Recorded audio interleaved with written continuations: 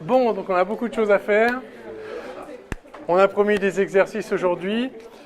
On va faire donc des exercices sur les solides. Je voudrais quand même finir un tout petit peu les rappels de cours, sans entrer dans les détails. Mais donc, en deux mots, on a introduit la dernière fois le moment cinétique. Alors, pour un point matériel, le moment de masse m situé au point grand M, le moment cinétique calculé au point O, donc la quantité de rotation par rapport à O, est un vecteur, le vecteur indiquant à la fois un axe, une direction et ayant une norme qui est associée donc, à cette quantité de rotation entre guillemets. Donc ça, c'est OM vectoriel, la quantité de mouvement. De la même façon, on a introduit le moment d'une force qui s'applique sur le point M, donc le point d'implication est important. Le moment en haut de la force F, c'est OM vectoriel F, si M est le point d'application, bien sûr.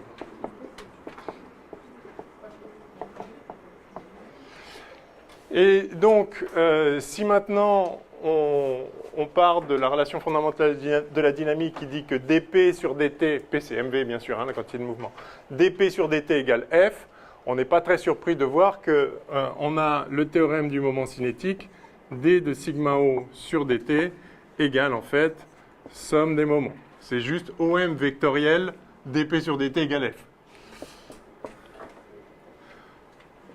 Enfin, égale somme des forces. Alors c'est évidemment le moment cinétique en un point et les moments des forces au même point. Alors ceci est vrai si O est fixe. Quand on fait la dérivée, parce que la dérivée de ça, il y a la dérivée de dP sur dt qui donne F, mais aussi il y a la dérivée de dOM sur dt.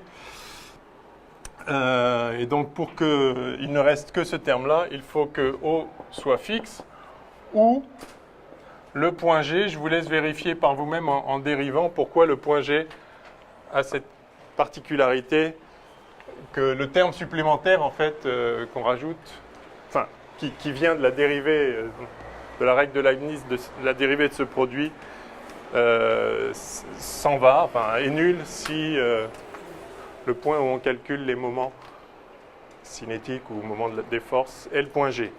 Bien, alors ça c'est pour un point matériel. Maintenant, quand on a un ensemble de points, bien sûr, on peut faire la somme des moments cinétiques individuels pour obtenir le moment cinétique total calculé en un point O. Oups. Donc c'est simplement la somme des moments cinétiques individuels sur tous les points matériels indexés par I. Et on a aussi évidemment le moment, la somme sur tous les I des moments au point O des forces qui s'appliquent sur I, qui nous donne donc le moment en O total. Et donc, simplement en prenant la somme, comme la dérivée est un opérateur linéaire, la dérivée de la somme va être égale à la somme des dérivées, et donc va être égale à la somme de tous les moments, de toutes les forces qui s'appliquent sur tous les points. Donc, le théorème du moment cinétique,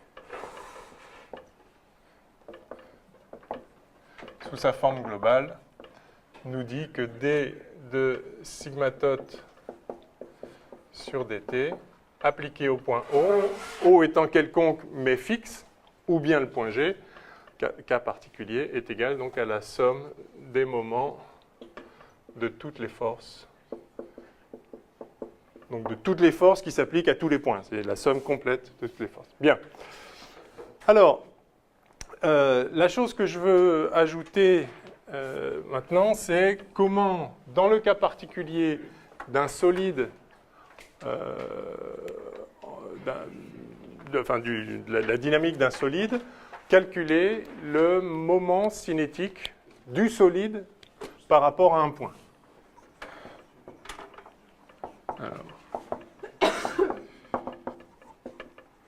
Ouais.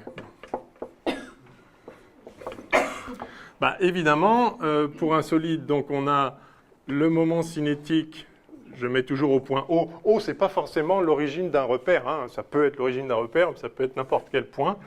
Donc le moment cinétique total du solide par rapport à O, c'est donc la somme des MI, OMI vectoriel VI, hein, ou avec des notations évidentes, le solide est constitué. Alors, je fais une somme discrète. On peut faire une somme continue. En pratique, on fait souvent au bout du compte une somme continue. Là, je fais la somme sur tous les constituants du solide, tous les points matériels avec chacun sa masse, sa position et sa vitesse. Et donc, la particularité quand on a affaire à un solide, c'est que cette vitesse, ce n'est pas n'importe quoi, c'est ce qu'on a vu la dernière fois. Cette vitesse, ça répond au champ de vitesse spécifique du solide. Et donc, vous avez VI ici qui s'écrit la vitesse, enfin, qui s'écrit quelque chose comme ça. Sigma O plus oméga vectoriel, vectoriel OMI. D'accord ? Ça, c'est le champ de vitesse d'un solide. Le fait qu'il soit solide indéformable implique que les vitesses des différents points sont reliées par cette relation. Il y a un torseur des vitesses avec ici donc le vecteur rotation qui caractérise la rotation du système.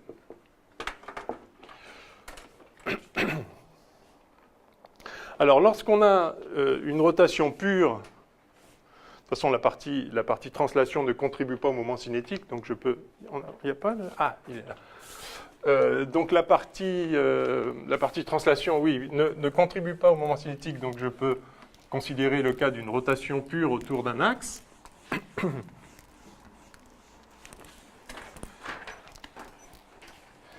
Et donc, on va donc rotation autour d'un axe delta, repéré par le vecteur unitaire U delta. Je peux donc récupérer l'expression du moment cinétique du solide comme étant donc la somme des MI, OMI vectoriel, oméga vectoriel OMI.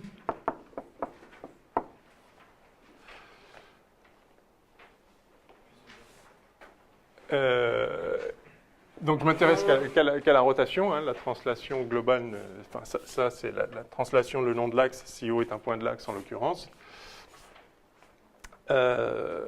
Donc rotation autour d'un axe delta, voilà. Et donc ça, vous avez un double produit vectoriel. Alors on n'a pas encore revu ces doubles produits vectoriels. Vous connaissez la formule du double produit vectoriel? A vectoriel, B vectoriel, C, ça fait quoi ça? Ça fait A scalaire C, scalaire B moins... Fois B, ouais. Moins A scalaire B fois C. Bien. Tout le monde connaît ça? Hein, pour vous en souvenir, ça c'est un vecteur qui est orthogonal à B et à C. Et ça, du coup, c'est un vecteur qui est orthogonal à un vecteur qui est orthogonal à B et à C. Donc, c'est une combinaison de B et de C. Hein. Ça, c'est orthogonal à B et C, et ça, c'est orthogonal à cet orthogonal. Donc, ça, c'est une combinaison de B et de C. Quelle combinaison? Eh bien, c'est le produit scalaire des deux autres. Alors, il y a juste un signe moins, il ne faut pas se gourer. Le premier, c'est plus, le deuxième, c'est moins. Bon, en tout cas, voilà le produit vectoriel A vectoriel, B vectoriel C. Et si vous appliquez ça ici, alors on a dit qu'on ne voulait pas perdre trop de temps dans les rappels de cours, donc je ne vais pas forcément le faire explicitement, mais on trouve, sans surprise, somme sur I des MI. Alors, je vais écrire...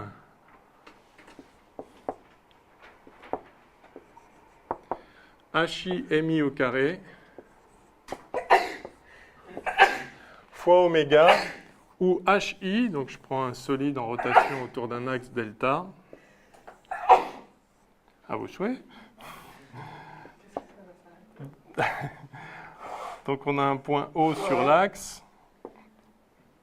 Chaque point du solide je le note MI, et HI, c'est sa projection orthogonale sur l'axe. Alors si vous voulez, moi je m'apprêtais à vous montrer ça en détail, mais peut-être ça suffit si je vous donne le résultat, c'est comme vous voulez. Voilà. Essayez de voir, enfin il suffit de l'écrire, voilà. En fait, vous introduisez HI là-dedans, vous dites c'est OHI plus HIM et oméga vectoriel OHI, comme OHI est le long de l'axe, le oméga vectoriel OHI fait 0. Et donc, il ne reste que les HIMI ici, HIMI là. Et puis, quand on applique ça, bref, on trouve ça. Bon. Et ça, du coup, ça, c'est une quantité qui ne dépend pas du mouvement du solide, qui ne dépend pas de oméga. C'est un truc qui est simplement caractérisé par la distribution des points et des masses, en fait, la distribution des masses autour de l'axe. Ça, c'est la distance à l'axe au carré. On note ça parfois petit ri. Donc, vous avez ici la somme des masses fois leur distance au carré à l'axe, et ça s'appelle le moment d'inertie.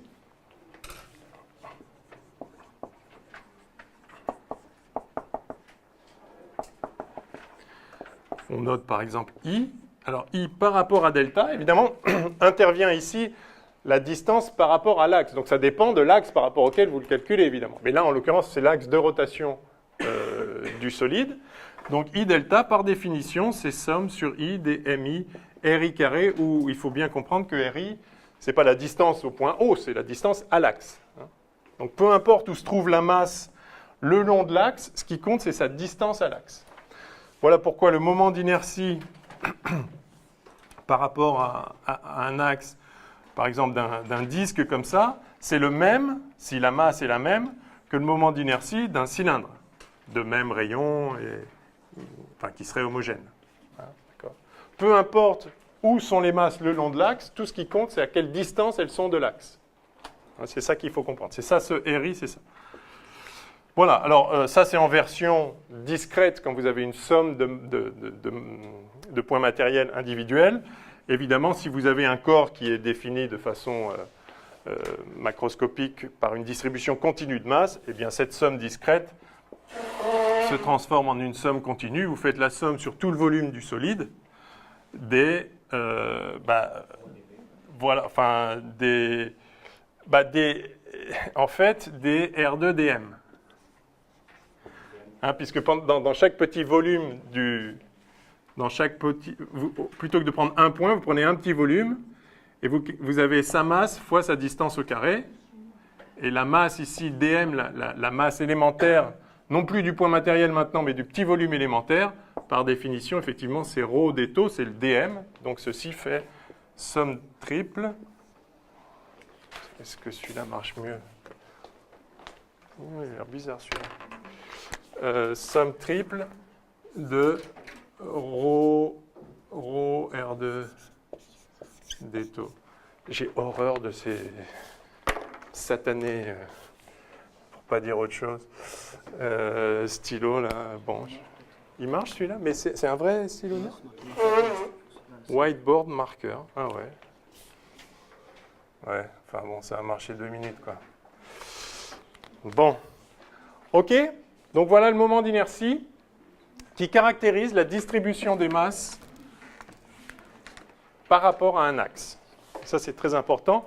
Alors, ce serait bien qu'on en calcule quelques-uns. Il faut que vous sachiez calculer des moments d'inertie. Mais enfin bon, c'est simple. Il faut savoir le poser. Vu qu'on a déjà défini les éléments de volume, ça devrait être assez vite. On fera peut-être un ou deux exemples.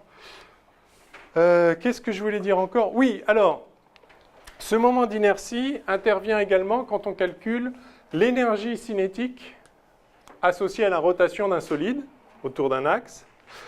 Alors, pardon, peut-être on finit ça. Oui, donc sigma O finalement, je l'aurais écrit là. Oui, alors, il y a une subtilité, c'est que là, il y a plus un terme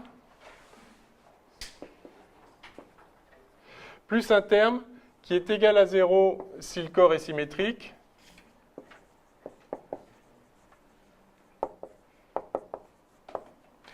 Et ce terme, en fait, il est orthogonal à U delta. Quand on fait vraiment le calcul, on trouve en fait un terme orthogonal à U delta qui est nul si le corps est symétrique par rapport à l'axe, ce qui est souvent le cas dans les exercices, mais pas toujours. Et ce terme-là, il est un peu plus compliqué. Probablement, vous ne le connaissez pas. En l'écrivant proprement, on le retrouve. Mais si vous ne le connaissez pas, c'est parce qu'en fait, on peut s'en débarrasser simplement en projetant le moment cinétique sur l'axe. Si vous projetez ça sur l'axe, si vous faites scalaire U delta, ce terme qui est orthogonal à U delta va disparaître. Mais il faut quand même savoir qu'il est là, en vrai. Hein. Donc, même si c'est pas symétrique, même si notre corps n'est pas symétrique. Justement, si le corps n'est pas symétrique, il y a quelque chose là, un terme en plus. Et on peut le sortir. Alors, on le sort en transformant sigma, enfin le moment cinétique au point O, on calcule le...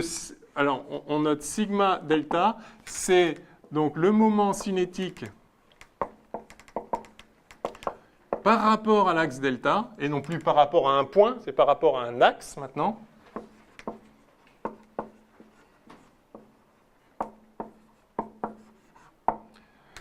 Par rapport à delta.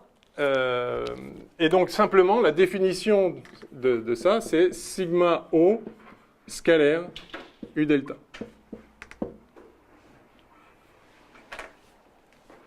Enfin, je vais mettre 3 traits là. Ça, c'est la définition du moment cinétique par rapport à un axe. Et du coup, en fait, on peut écrire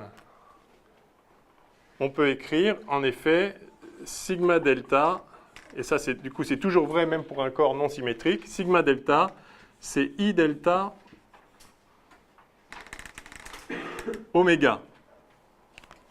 Hein, parce que quand on projette oméga, le vecteur oméga sur l'axe, sur U delta, eh bien on trouve la vitesse angulaire oméga, qui peut être négative, hein, c'est θ point ça. Hein. Voilà, donc ça c'est toujours vrai. Tandis que ça, là, en oubliant ce terme, ce n'est vrai que si le corps est symétrique. Mais la plupart du temps, on a besoin... disons, à chaque fois qu'on a un solide qui tourne autour d'un axe bien défini, alors il nous suffit de tout projeter sur l'axe, il n'y a pas d'ambiguïté. L'axe lui-même ne varie pas au cours du temps, donc on peut tout projeter sur l'axe et ça suffit à résoudre les problèmes. Ça va, c'est pas trop rapide? Donc en pratique, nous, ce qu'on utilise, ça va être toujours par rapport à un axe, la projection par rapport à l'axe. La plupart du temps. Alors il faut quand même connaître, le théorème du moment cinétique global, vectoriel, mais du coup, évidemment, en projection sur l'axe, si maintenant on définit aussi le moment non plus par rapport à un point, mais le moment d'une force par rapport à un axe également en le projetant, donc de même, on définit le moment d'une force par rapport à un axe comme le moment de la force par rapport à un point O de l'axe scalaire U delta. Donc ça, à nouveau, c'est une définition de ce qu'est un moment par rapport à un axe. La définition initiale, c'est le moment par rapport à un point, ce qu'on a vu la dernière fois. De même, le moment cinétique par rapport à un point. Si on définit le moment cinétique par rapport à l'axe comme sa projection sur l'axe et le moment des forces comme leur projection sur l'axe, alors on récupère un théorème du moment cinétique par rapport à un axe. Attends, j'efface ça. Simplement comme c'est ce théorème-là, scalaire U delta.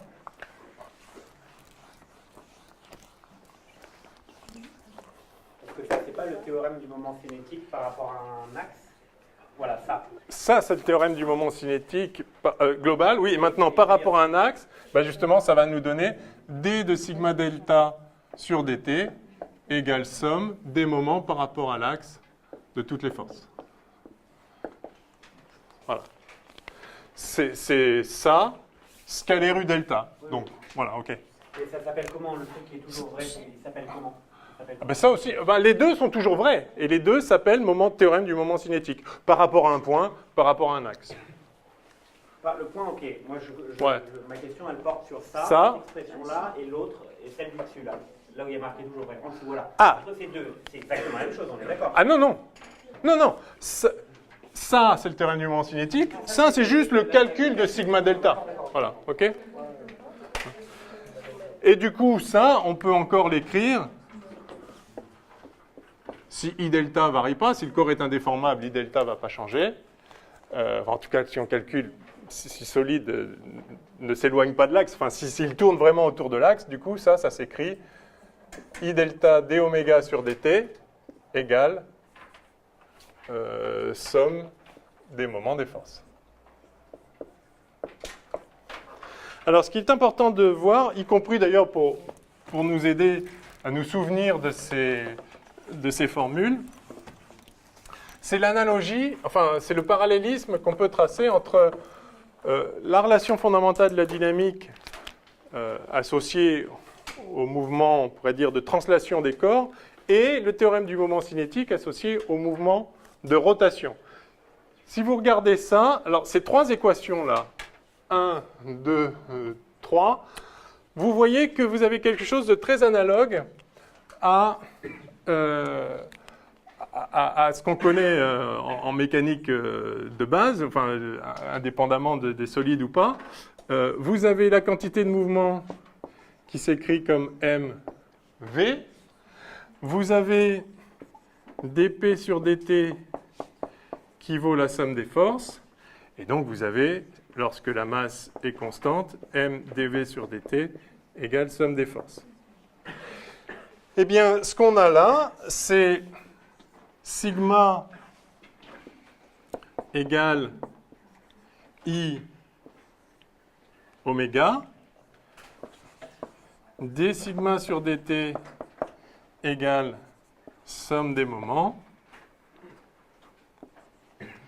et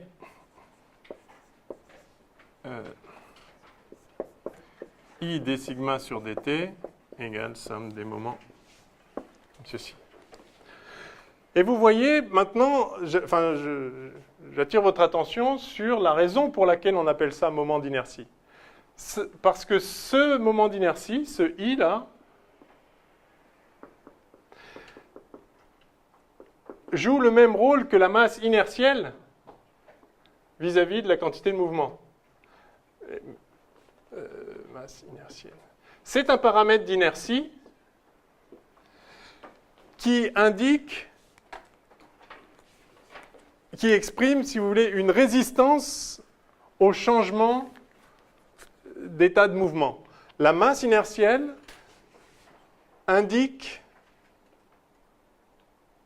est une inertie qui nous indique comment la vitesse d'un corps est affectée par les forces. Si vous avez une masse plus grande, la même force produira un changement de vitesse plus petit. C'est ça l'inertie, c'est ça l'idée de l'inertie. Pour une même force, les forces entraînent des changements de vitesse, des accélérations, mais si la masse est grande, une même force entraînera un changement de vitesse plus petit. Et bien là, c'est pareil. Là, vous avez une vitesse propre d'un point ou d'un corps, une vitesse de translation d'un corps. Ici, vous avez une vitesse de rotation. Les moments font varier les vitesses de rotation. Les moments produisent une accélération de la rotation, ou un freinage de la rotation, un changement de vitesse angulaire. Mais le changement de vitesse angulaire, pour un même moment, est plus faible s'il y a un coefficient d'inertie plus grand. Si le moment d'inertie, vous voyez, c'est exactement, vous voyez l'analogie, vous avez ici la quantité de mouvement, ici la quantité de rotation, si vous voulez. Monsieur ? Oui ? Juste dans votre formule, la dernière formule en bas à droite en vert, c'est pas d sigma, c'est d de oméga sur dt. Ah oui, merci. Merci, bien sûr. Absolument. Oui, oui, merci. Ah, puis là, je devrais mettre I delta Merci. Donc, vous avez ici une quantité de mouvement qui est la masse inertielle fois la vitesse, et là, vous avez une quantité de rotation qui est le moment d'inertie fois la vitesse de rotation, la vitesse angulaire. Là, et puis là, vous avez donc la masse fois l'accélération linéaire, qui est égale à la somme des forces, et ici, vous avez la masse fois l'accélération angulaire, qui est égale à la somme des moments. Vous voyez le... Donc ça joue vraiment... Enfin, c'est un paramètre d'inertie qui exprime comment le corps va résister à ce qui voudrait le faire tourner plus ou moins vite. Et ce qui fait tourner plus ou moins vite un corps, ce sont les moments. Donc ça, c'est le paramètre qui explique comment le corps résiste au moment des forces. De même que ça, c'est le paramètre qui exprime comment le corps résiste à l'application d'une force pour changer sa vitesse. Ça fait quand même changer sa vitesse, mais de façon inversement proportionnelle à sa masse, son inertie, et là, ça fait changer sa vitesse angulaire de façon inversement proportionnelle à son paramètre d'inertie pour la rotation, qui est donc le moment d'inertie. OK ? Et alors l'analogie, enfin le parallélisme peut être poussé plus loin quand on s'intéresse maintenant à l'énergie cinétique du corps. Là, vous le savez, il y a une énergie cinétique associée à la translation du corps qui est 1/2 de mv2, donc 1/2 fois le paramètre d'inertie fois la vitesse au carré. Et vous ne serez pas surpris d'apprendre que l'énergie cinétique associée à la rotation d'un corps, c'est 1/2 fois le paramètre d'inertie fois la vitesse angulaire, cette fois, de rotation du corps. Hein ? Donc c'est vraiment la même structure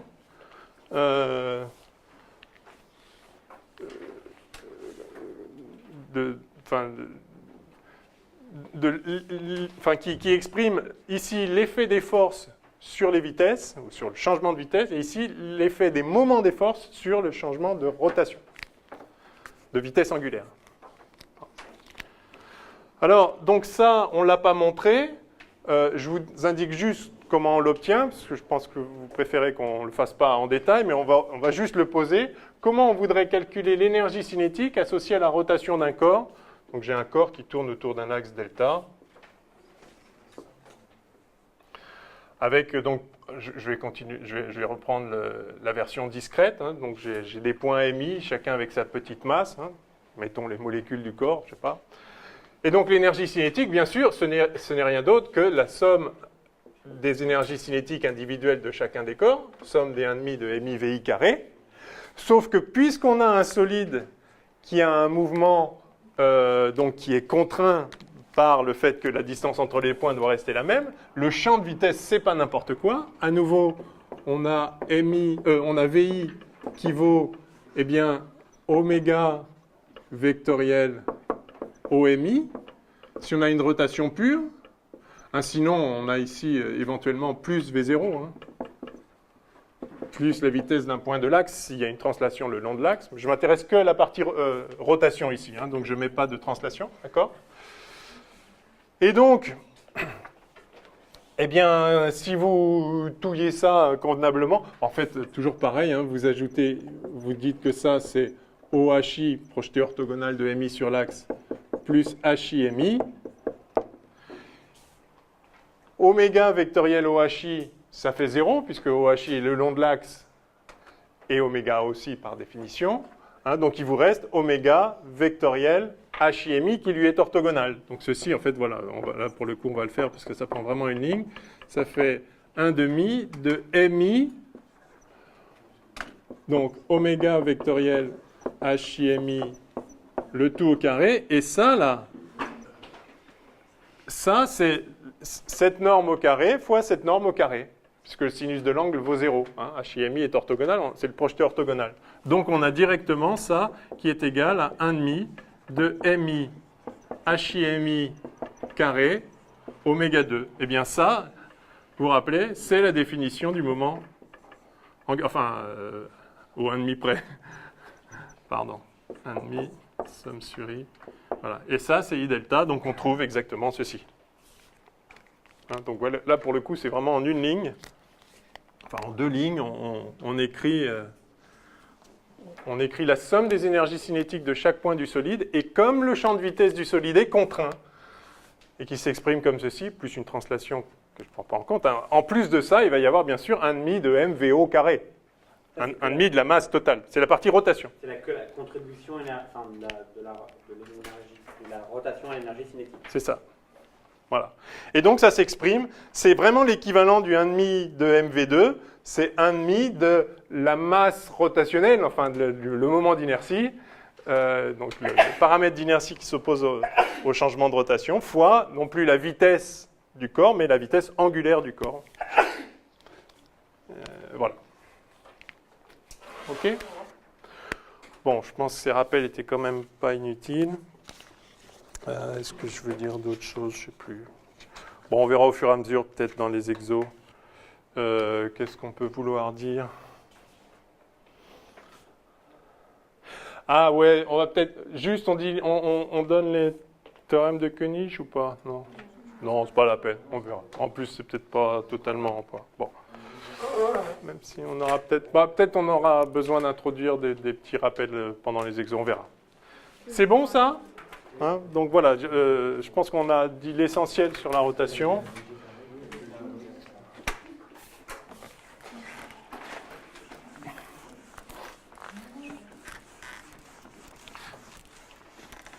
Alors ça, on peut en faire une... là, je l'ai écrit autour d'un axe, parce que la plupart du temps, c'est ce que vous aurez. On peut avoir la version vectorielle. Si le corps est symétrique, il suffit de mettre des flèches là, mettre un point de l'axe. Si le corps n'est pas symétrique, là, il y a une expression matricielle qui est un peu plus... Mais les matrices d'inertie ne sont pas à votre programme, je ne pense pas. Je peux effacer? Yes. Bon.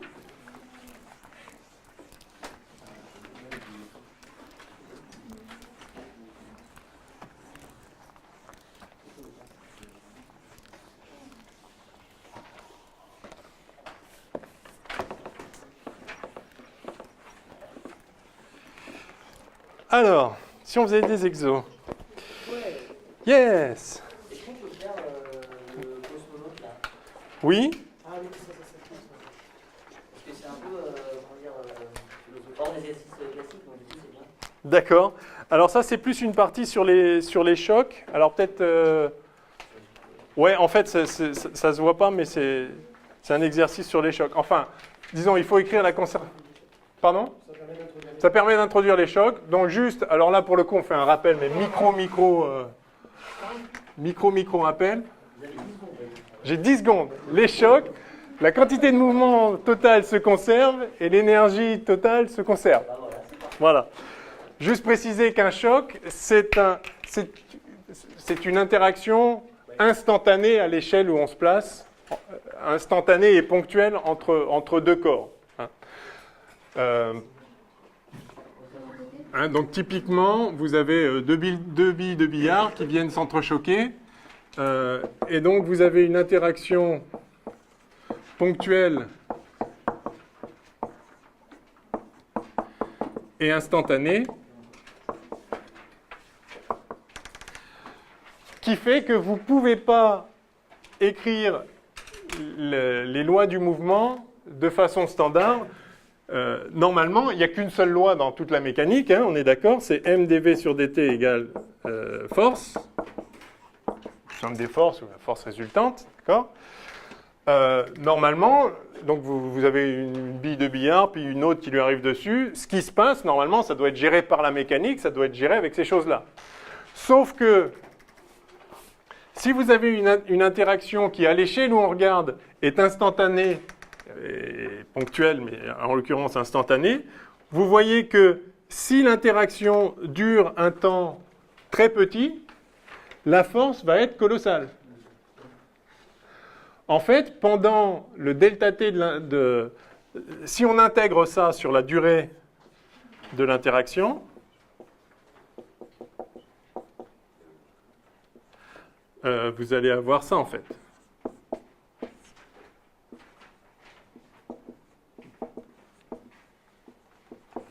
Donc en moyenne, ça va vous faire un m changement de vitesse, d'accord? La masse ne va pas changer, disons. Donc il y a la vitesse après moins la vitesse avant, la somme. Et ça, c'est égal à la force moyenne, disons, fois delta t. Mais si delta t tend vers 0, soit il ne se passe rien, mais si vraiment, oui, la boule de billard, elle est déviée, elle change de vitesse, ça veut dire que la force est infinie. Donc en fait, on ne sait pas l'exprimer, on ne sait pas le faire. Le problème du choc, c'est qu'on ne sait pas traiter ces situations parce qu'au moment du choc, se passent des interactions brutales qui, évidemment, si on allait traiter le problème là, à l'échelle où il a lieu, c'est-à-dire de l'interaction entre des constituants élémentaires, ok, on écrit les lois de la physique pour ces constituants-là. Mais justement, c'est ce qu'on ne veut pas faire. Quand on fait de la physique du solide, on s'intéresse au corps global. On ne regarde pas qu'il y a d'abord une particule qui va bouger, qui va entraîner le mouvement des autres. Il va y avoir une onde de choc qui se propage à l'intérieur, une onde de force, une onde de pression, avec du son d'ailleurs, qui se propage à l'intérieur du solide, qui fait qu'au bout du compte, il réagit globalement et la boule recule globalement. On ne va évidemment pas traiter tout ça. Hein. Tout ce qu'on a dit, c'est que justement, l'intérêt de l'approximation du solide indéformable, c'est qu'on travaille juste à l'échelle du solide. Donc, ça veut dire qu'à cette échelle-là, on est incapable d'exprimer quelle est la force qui s'exerce. Elle serait infinie, mais en fait, ça veut dire que ce n'est pas la bonne description.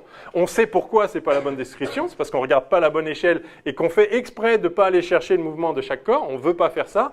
Mais par chance, on peut ne pas faire ça parce que quoi qu'il arrive, les lois fondamentales de la physique restent valables. C'est-à-dire, on a toujours pour chaque corps et pour chaque point matériel impliqué, égale somme des forces. Et ça, on a vu que en l'absence de force extérieure, ça implique que la quantité de mouvement totale est une constante. Hein, en vertu de la loi des actions réciproques. Parce que les molécules de la boule 1 vont interagir avec celles de la boule 2, mais réciproquement. Donc, de toute façon, les lois de la physique et les lois de conservation associées aux lois de la physique sont présentes. Donc, même si on ne sait pas traiter la situation du choc, on peut dire, quoi qu'il arrive, qu'au bout du compte, la quantité de mouvement va s'être conservée. Idem pour l'énergie, dès lors que le choc est élastique. Si le choc est élastique... Alors, c'est la définition d'un choc élastique, hein, c'est que l'énergie se conserve. C'est-à-dire que la déformation interne du corps, tout ce qui peut être une source de déperdition d'énergie, on le néglige. Alors, c'est jamais totalement élastique, enfin, sauf quand on travaille entre constituants élémentaires, auquel cas, si on fait un choc entre deux particules élémentaires, évidemment, c'est forcément élastique puisque l'énergie se conserve. Mais là, quand on dit choc élastique, ça veut dire qu'on néglige, on dit que même à l'échelle du corps où on travaille, on fait comme si l'énergie se conservait. Et donc là, on a E tot égale constante. Et ça, en fait, sachant que le choc est ponctuel et instantané, l'énergie potentielle avant et après le choc est forcément la même puisque le corps est au même endroit, juste avant et juste après. Donc, dire que l'énergie totale se conserve, c'est dire aussi que l'énergie cinétique se conserve, puisque l'énergie potentielle se conserve. À l'évidence, c'est la même avant et après, puisqu'on est au même point. D'accord ? Donc, en général, quand on traite une situation de choc, on écrit la conservation de la quantité de mouvement et la conservation de l'énergie cinétique. Alors maintenant, si le choc n'est pas élastique, qu'est-ce qu'on fait ? Du coup, on est un peu embêté quand même, parce qu'on n'a plus que cette équation, qui est vraie tout le temps, ça, il n'y a pas de problème. Alors, encore une fois, à l'échelle fondamentale, c'est toujours élastique, mais justement, notre idée, c'est de travailler pas à l'échelle fondamentale, mais à l'échelle du solide. Donc, il y a des situations où le corps n'est pas élastique, le choc n'est pas élastique. Dans ce cas-là, on définit un coefficient d'inélasticité, ou un coefficient d'élasticité, qui représente la fraction d'énergie qui s'est dissipée. Et en général, on vous le donne. Ou bien, on vous donne l'état final et on vous fait calculer le coefficient d'inélasticité. Alors, comment on définit ce coefficient d'inélasticité ? D'inélasticité. Je le note, je ne sais pas, xi, eta, mu, alpha, bêta, alpha, mu, allez, mu. Donc le coefficient d'inélasticité, c'est donc la fraction d'énergie perdue. Donc, c'est EC moins EC'. Je mets des primes à... prime, ça veut dire après le choc. Ou si vous voulez, je vais dire EC avant. Moins EC après. Voilà, on va faire ça comme ça va être plus explicite. Divisé par EC avant. D'accord ?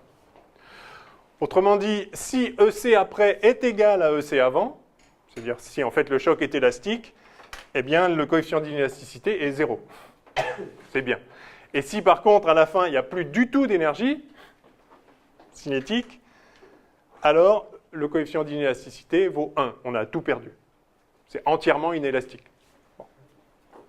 Enfin, donc c'est une bonne définition pour ça. C'est un coefficient qui est sans dimension, hein, et qui varie entre 0 et 1. 0, c'est pas du tout inélastique, et 1, c'est complètement inélastique. Ben, en fait, si vous le connaissez, du coup, vous pouvez écrire une équation de conservation de l'énergie, même si l'énergie ne se conserve pas. C'est-à-dire, si l'énergie se conserve, vous écrivez que l'énergie après, c'est égal à l'énergie avant. Si elle ne se conserve pas, et que vous connaissez ce coefficient, vous pouvez écrire que EC après, eh bien, c'est 1 moins mu EC avant. Et donc, ça vous donne une autre équation. Donc, c'est comme si elle se conservait d'un point de vue algébrique. Vous avez une équation de plus pour résoudre le problème. Voilà. Évidemment, il faut le connaître. Alors, on définit aussi un coefficient d'élasticité, qui est juste l'opposé, l'inverse, c'est la fraction de l'énergie qui reste après. Donc, en fait, c'est exactement 1 moins mu. Coefficient... Voilà, c'est insupportable, ce truc. Coefficient d'élasticité... On vous donnera soit l'un, soit l'autre, suivant les exercices, d'élasticité. Nu alors ? Nu ? Nu. Donc, qui est défini cette fois comme la fraction... Ah, j'ai passé au bleu. La fraction... Ah, mais oui, c'est pas si mal ça. Donc, c'est EC après divisé par EC avant.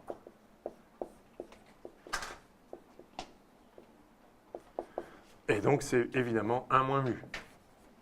Hein, donc, si EC après est égal à EC avant, c'est-à-dire que le choc est élastique, donc nu égale 1, le coefficient d'élasticité vaut 1 quand c'est élastique, et il vaut 0 quand il n'y a plus d'énergie cinétique après. Okay. Donc ça aussi, c'est nu entre 0 et 1. Enfin, c'est juste 1 moins mu. OK. Bon, ben voilà le rappel de cours sur les chocs. Ça vous va? D'autres questions?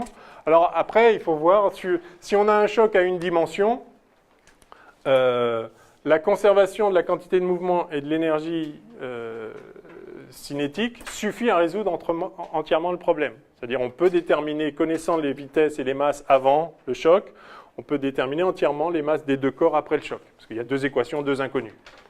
Les deux inconnues sont les deux vitesses après le choc, et les deux équations sont la conservation de la quantité de mouvement, projetée sur un axe, ça fait, parce qu'on est à 1D, ça fait juste une équation, et la conservation de l'énergie, deux équations, deux inconnues, on résout le problème et l'affaire est réglée. Donc là, il y a tous les exercices classiques, où vous avez un corps qui vient taper sur un autre à une dimension, comme ça, et suivant leur masse, leur vitesse initiale, vous avez le résultat après le choc. Maintenant, si vous êtes à deux dimensions, alors... Vous avez ici, donc après le choc, vous avez 4 inconnus, les deux composantes des deux vitesses des deux corps. 4 inconnus. Donc je vais appeler ça V'1 et V'2. La 2D. Et malheureusement, vous n'avez que 3 équations. Vous avez 2 équations pour la conservation de la quantité de mouvement. P tot égale constante, ça, c'est 2 équations. Et puis une équation énergétique, soit conservation de l'énergie, soit conservation moyennant un coefficient d'inélasticité, mais ça, c'est une seule équation. Donc vous avez 4 inconnus, 3 équations. Autrement dit, il y a un paramètre libre dans le système.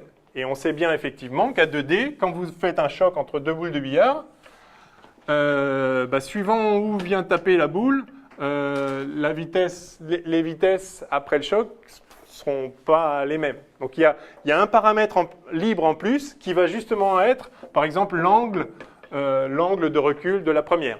Si vous fixez un angle, alors tout le reste est fixé. Ou bien si vous fixez une norme de vitesse, eh bien la direction sera calculable aussi. Enfin, en tout cas, il y a quatre inconnus, 2 normes et 2 directions de la vitesse, ou donc 2 angles, enfin bref, les 4 composantes. Il y a 4 inconnus et il n'y a que 3 équations. Donc ça veut dire qu'il y a un degré de liberté. Il y a plusieurs outcomes, comment dire en français, plusieurs issues possibles au choc. Et donc si vous fixez un paramètre, les 3 autres se calculent par ces équations. OK ? Bon, donc, je sais pas, on verra si je crois pas que j'ai mis beaucoup d'exos de choc, mais donc on va faire celui-là de l'astronaute. Mais essayez d'en faire et éventuellement venez me voir si vous avez des soucis. Il faut savoir calculer, par exemple, quand une boule de masse m arrive sur une autre boule de masse m au repos, il faut savoir résoudre ce problème-là en fonction de l'angle. Et en particulier, puisqu'on y est dans les rappels, il est bon que vous sachiez, avant d'avoir fait le calcul, si vous avez déjà joué au billard, ça devrait être évident pour vous, qu'à l'issue d'un choc d'un corps sur un autre, s'ils ont la même masse et que l'autre est au repos, à la sortie, alors si la boule vient taper fine, ça va dévier beaucoup, si elle est bille en tête, ça ne va pas dévier beaucoup, mais dans tous les cas, il y aura un angle droit entre les directions des deux boules après le choc. C'est bon de le savoir. Ça se retrouve très simplement en écrivant la chose, hein, mais c'est bien de le savoir. OK ? Si les masses sont égales. Si les masses ne sont pas égales, évidemment, c'est autre chose. Enfin, on peut l'écrire, mais voilà. OK ? Bon. Ça va, j'ai été bref. Je fais un petit peu plus de 5 minutes, mais bon. Ouais, mais je pense que ça vaut le coup quand même de resituer un peu le problème. C'est pas si long que ça et ça clarifie quand même un petit peu le paysage. Enfin bon. Ceci dit, je m'adapte, hein, c'est comme vous voulez. Hein. On peut faire encore plus vite, on peut faire moins vite, on peut omettre tout ça aussi. Hein. Alors, le problème 5. Passe-temps interstellaire et nombre d'or. C'est un truc que j'avais fait pour les étudiants en médecine il y a très longtemps, ça. Je suis pas sûr que ça aurait beaucoup plu, mais moi, ça m'avait amusé. OK. Sandra et Georges, je vous laisse deviner qui ça peut être. Partis en mission spatiale intersidérale ont connu quelques problèmes techniques et se retrouvent perdus dans l'espace en apesanteur complète, seuls avec leur tenue d'astronaute, loin de toute masse et de toute influence extérieure. Bon, autrement dit, c'est un système de 2 corps isolés. Ils ont envoyé un signal de détresse, mais en attendant l'arrivée improbable d'un vaisseau de secours, ils décident de s'occuper en se lançant une boule de titane qui traînait dans la poche de Sandra. Bien. On ne fera pas de commentaires sur l'auteur de l'exercice. Avec leurs équipements respectifs, Sandra et Georges se trouvent avoir la même masse qu'on notera grand M.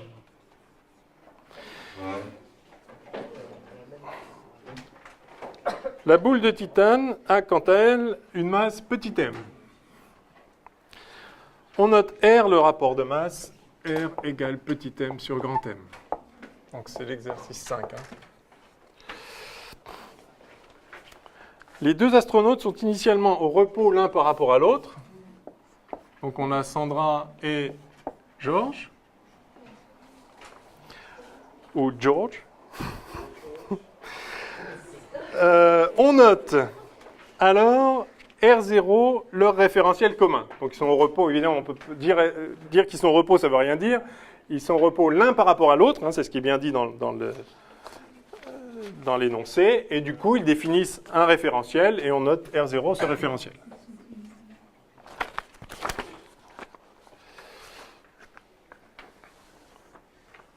On choisit comme axe des X l'axe qui relie les 2 astronautes. Tous les mouvements considérés dans cet exercice s'effectueront suivant cet axe et l'on pourra désigner les vitesses v directement par leur valeur algébrique en projection sur le vecteur unitaire. Donc v, ça va être VUX. Donc v peut être positif ou négatif suivant le sens du déplacement. Alors, grand A, premier lancé. Sandra lance la boule de titane en direction de Georges. La boule acquiert ainsi une vitesse V0. Donc elle lance la boule avec une vitesse V0 en direction de Georges. Très amusant.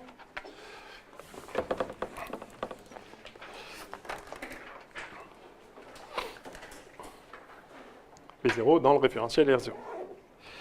Indiquez pourquoi Sandra se voit alors animée d'une vitesse non nulle par rapport à Georges. Exprimez la valeur algébrique de la vitesse de Sandra, Vs, dans le référentiel R0 en fonction de V0 et de la masse. Ok. Alors, action-réaction, évidemment. Si Sandra exerce une force qui accélère la boule en titane vers Georges, alors la boule en titane exerce la même force dans l'autre sens qui accélère Sandra dans l'autre sens. Une autre façon de le voir, c'est un choc à l'envers. Ça, c'est la conservation de la quantité de mouvement, simplement. Donc, avant l'envoi de la boule, P tot avant égale 0. Je retire les flèches, parce qu'on fait tout en projection sur l'axe X. P tot égale 0. Par conséquent, P tot après vaut aussi 0. Système isolé, donc il n'y a pas de changement de quantité de mouvement. P tot après égale 0. Et donc, on a la masse. Alors, je note petit v, la vitesse de la boule en titane. Donc, après, on a mv plus, plus grand M v Sandra égale 0. Et donc, on nous demande quoi, la vitesse de Sandra, c'est ça Voilà, donc la vitesse de Sandra, c'est simplement moins m sur grand M v, c'est-à-dire moins r v. OK? Oui? C'est-à-dire que Sandra et la boule vont dans le même sens. Et non? Moins. Si je lance une boule par là, je recule. OK? Là, ça, c'est bien la quantité de mouvement après le lancer. Et ça doit être égal à la quantité de mouvement avant le lancer, c'est-à-dire 0. Et donc, Vs égale moins petit m sur grand M, V. Ouais? Donc, elle recule. Alors, si c'est de même masse, elle recule à la même vitesse. Si R vaut 1, voilà. Mais si R est plus petit que 1, Sandra recule moins vite. OK. Deuxièmement, déterminer l'expression de l'énergie totale E0 mise en jeu par Sandra pour lancer la boule, en supposant que toute l'énergie mise en jeu se retrouve dans le mouvement des deux corps. Quelle fraction alpha de cette énergie est communiquée à la boule? Oui, alors, donc, Sandra lance la boule. Elle met en jeu une certaine énergie. Attention, l'énergie mise en jeu ne sert pas que à accélérer la boule, puisqu'elle-même va bouger. Hein? Donc,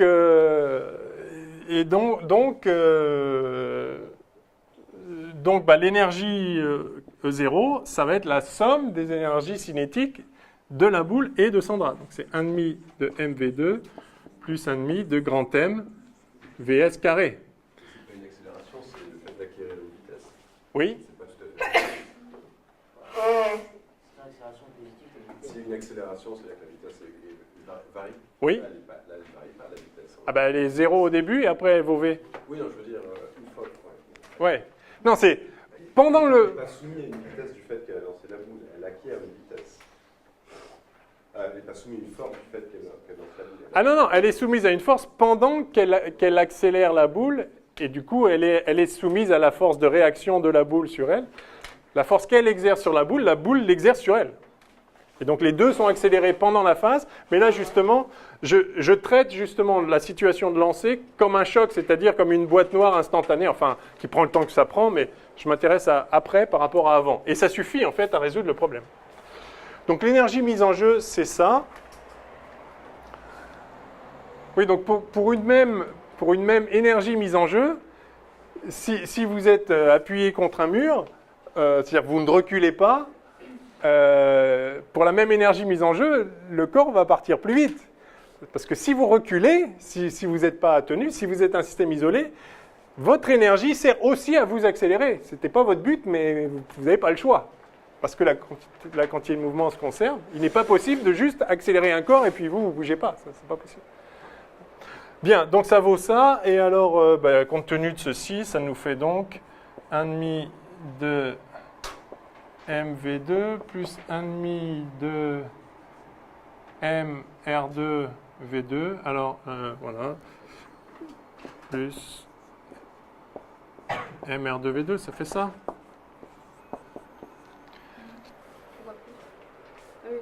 Ouais. Oui, au carré. OK. Bon, voilà.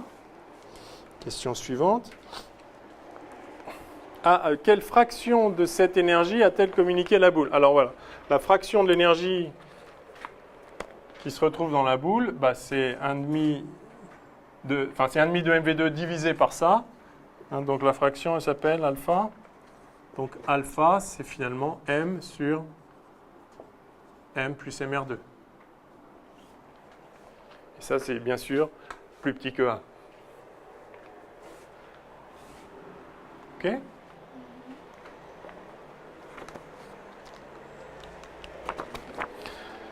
Alors, troisièmement,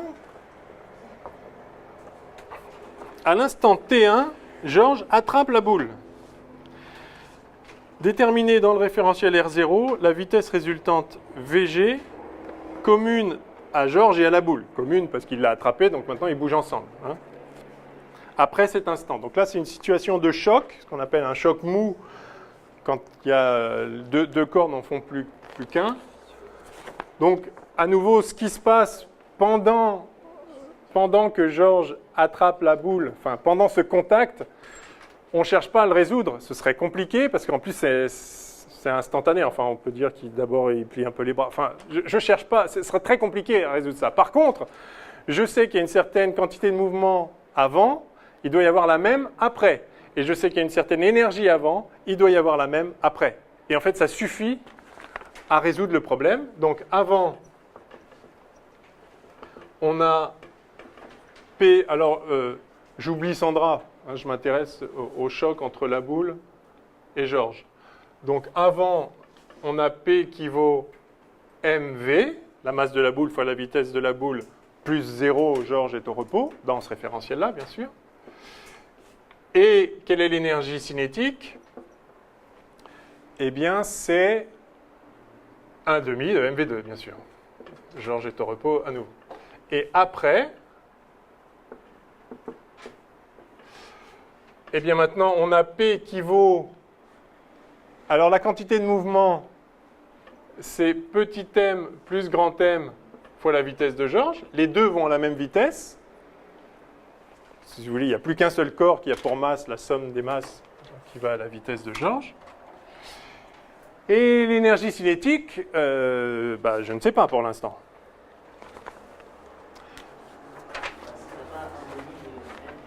Alors oui, enfin, effectivement, je peux écrire que l'énergie cinétique, c'est 1,5 de m plus grand M Vg carré, ça c'est sûr. Voilà.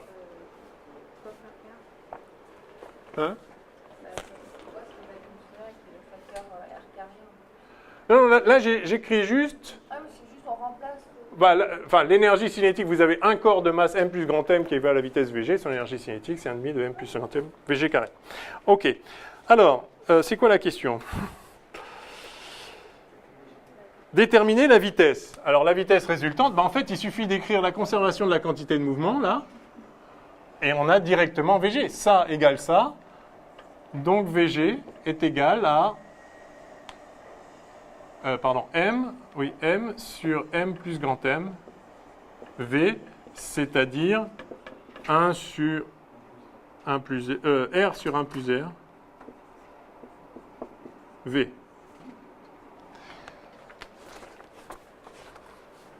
Bon, ok, soit. Mais du coup, et c'est ça l'intérêt de la question, montrer que le système composé de la boule et de George a perdu de l'énergie mécanique autour de la collision et donner l'expression de l'inélasticité, xi cette fois-ci, c'est plus mu, du choc mou correspondant en faisant intervenir le rapport R. Donc, vu qu'on a la vitesse, en fait, on a l'énergie cinétique. Donc, on n'a pas le choix, en fait. L'inélasticité, on va l'avoir. L'énergie cinétique après le choc, c'est donc 1,5 de m plus grand M facteur de Vg au carré. Donc m2 sur m plus grand M au carré V2. Et donc ça fait 1,5 de m sur m plus grand M V2. Non. Non. M2, voilà. Et donc, on veut la fraction calculée. Ouais, montrer qu'il a perdu. Alors, on veut montrer que EC après est plus petit que EC avant. Et effectivement, EC après. Enfin, je vais l'écrire delta de EC, ok. Donc EC après moins EC avant est égal à donc ça moins ça. Allez, oui, ça va être négatif du coup si je fais après moins avant. Mais, donc je le mets en toutes lettres pour qu'il n'y ait pas d'ambiguïté. EC après moins EC avant égale donc 1,5 de MV2 facteur de M sur M plus grand M moins 1. D'accord, hein, j'ai mis 1,5 de MV2 en facteur. Là, là. Alors, 1,5 de MV2, il se trouve que c'est en fait C avant.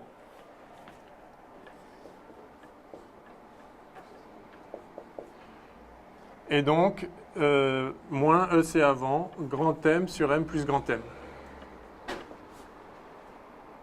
Égale moins EC avant. Là, 1 sur 1 plus R. Voilà.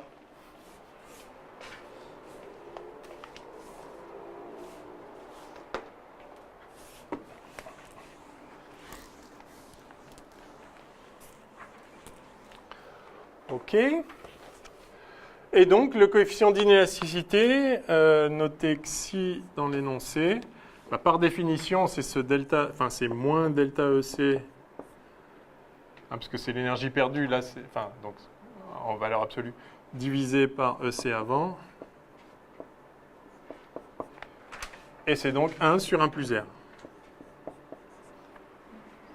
Alors on est heureux de voir que c'est toujours effectivement un nombre entre 0 et 1. Mais en l'occurrence, c'est toujours strictement plus petit que 1.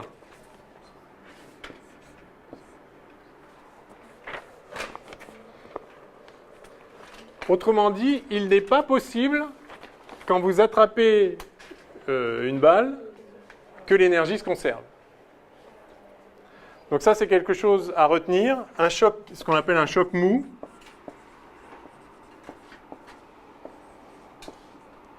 est toujours inélastique.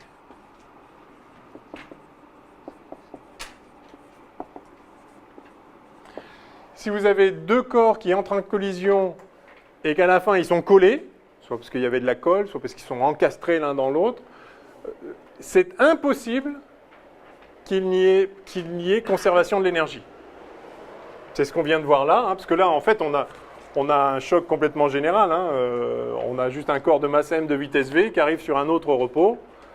Et au bout du compte, le fait qu'il reste collé fait qu'on peut déterminer la vitesse du nouvel ensemble, du nouveau corps global après le choc, Et simplement en remplaçant cette vitesse dans l'expression de l'énergie cinétique, on voit qu'il y en a moins. C'est comme ça. Quelles que soient les masses. Alors évidemment, si R tend vers 0, on va tendre vers un choc élastique. C'est-à-dire, si le corps que vous attrapez est de vitesse et de masse négligeable par rapport à votre masse propre, l'énergie va quasiment se conserver. Mais en toute rigueur, un choc mou ne peut pas être élastique, et ça c'est important de s'en souvenir. En particulier, si vous avez un choc mou, ne cherchez pas à écrire l'équation de la conservation de l'énergie. Ce sera faux à coup sûr. Et malheureusement, c'est un réflexe qu'on peut être tenté d'avoir.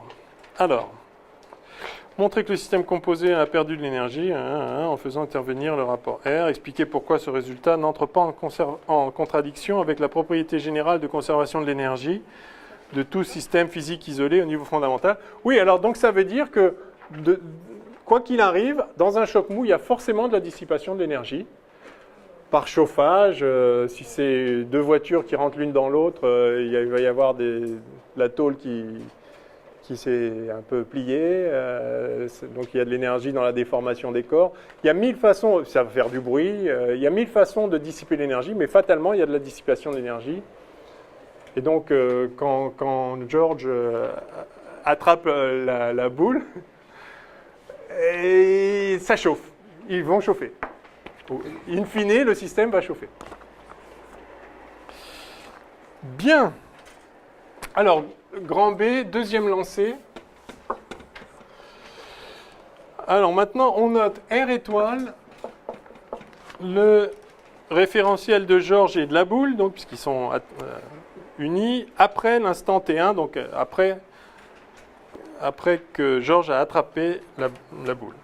Ce référentiel est donc animé de la vitesse VG, déterminée à la question 3 par rapport à R0. Donc on l'a. Dans ce référentiel, les vitesses de George et de la boule, notées VG étoile et VB étoile, sont donc nulles après que George a attrapé la boule, évidemment. Donc VG étoile. Alors, puis ensuite, il va relancer la boule à Sandra. C'est ça le jeu. Tu me lances la boule, je l'attrape, je te lance la boule, etc. Bon. Alors, VG étoile avant le lancer numéro 2 égale 0. Donc, à l'instant T2, Georges renvoie la boule en titane à Sandra en mettant en jeu dans le référentiel étoile la même énergie E0 que celle obtenue à la question 2 ci-dessus. Donc, il relance la boule avec la même énergie. Enfin, en déployant la même énergie. En raisonnant à la fois sur la quantité de mouvement et sur l'énergie, déterminer les vitesses acquises par la boule et par George après donc, le lancer. Donc, V', elle s'appelle prime, je vais le mettre explicitement comme après, V étoile de la boule après, et V de George après, toujours dans le référentiel R étoile. Alors là, on va écrire effectivement que la quantité de mouvement se conserve. Par conséquent, on va avoir MB étoile. Alors, je vais quand même l'appeler prime en fait. Ça m'ennuie d'écrire après à chaque fois. Donc, MVB étoile prime plus grand M VG étoile prime égale 0. Et par ailleurs, l'énergie cinétique acquise dans le référentiel R étoile, c'est ça, carré, plus 1/2 de grand M VG étoile prime carré, égale l'énergie mise en jeu, E0, supposant qu'il n'y a pas de déperdition.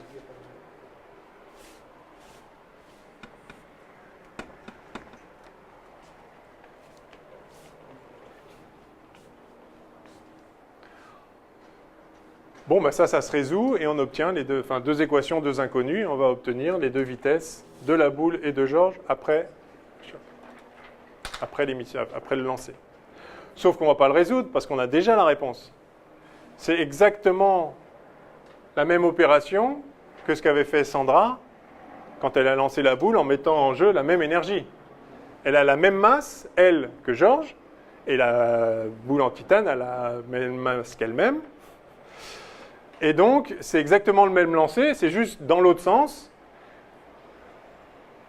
Et donc, les vitesses vont simplement être les vitesses opposées de ce qu'on avait au début.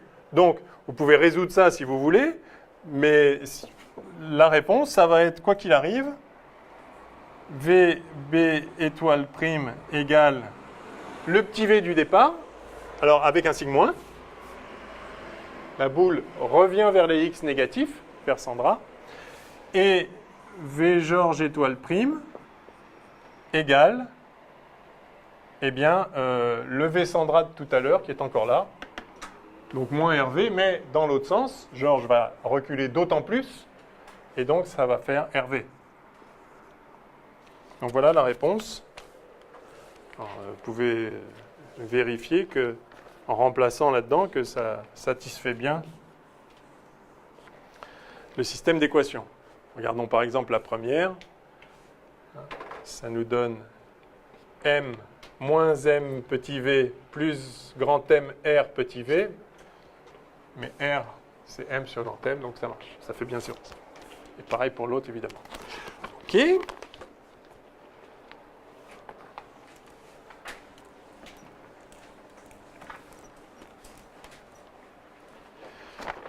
Ensuite,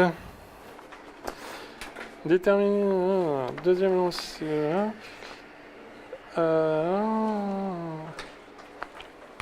Bien. Sixièmement, j'ai perdu le décompte, mais peu importe. Déduire de la question précédente les vitesses de la boule et de Georges, cette fois dans R0. Alors là, c'est une simple composition des vitesses. Ça, c'est les vitesses dans le référentiel R étoile. Donc, dans le référentiel R0, c'est-à-dire le référentiel de départ, là où Sandra et Georges étaient initialement immobiles, eh bien, on a VB', la vitesse de la boule, c'est la vitesse qu'elle a dans le référentiel R étoile, plus la vitesse du référentiel R étoile par rapport au référentiel R0, plus V de R étoile par rapport à R0. Et ça, c'est donc plus le VG, celui-là. C'est donc moins V plus, et je vais faire une ligne de plus VG, c'est-à-dire moins V plus R sur 1 plus R V, c'est-à-dire moins, donc ça, moins 1, ça fait moins 1 sur 1 plus R V.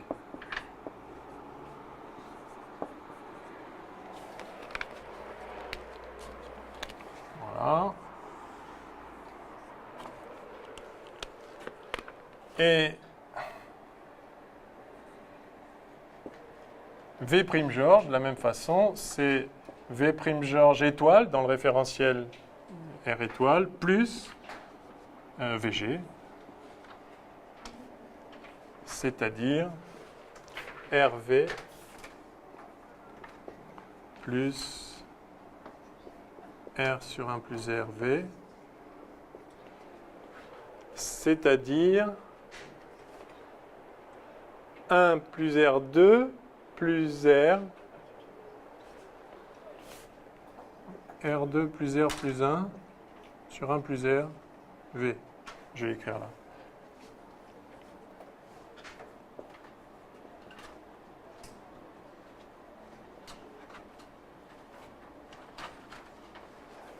OK?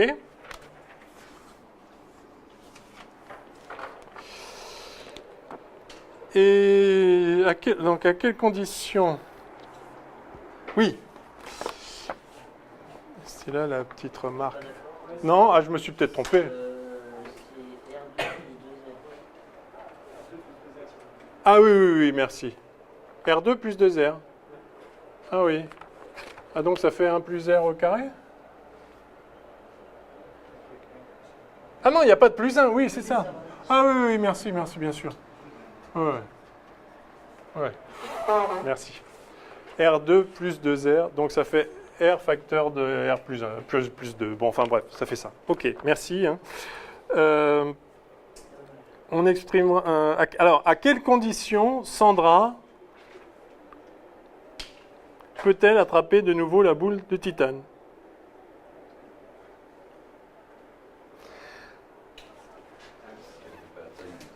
Ben, il faut que la vitesse de la boule dans R0 soit plus grande, soit négativement plus grande, donc plus petite, que elle-même. Elle est déjà en train de reculer, donc est-ce que la boule va assez vite pour la rattraper? Alors, elle reculait avec quelle vitesse, Sandra? Avec RV, avec la vitesse RV. Je l'ai effacé, mais oui, c'est ça.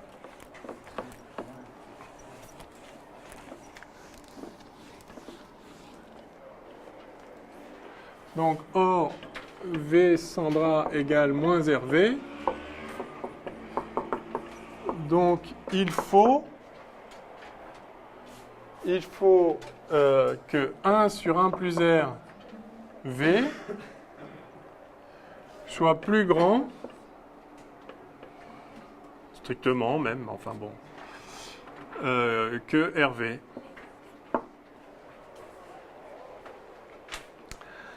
Donc vous voyez que ça ne dépend pas de la vitesse V.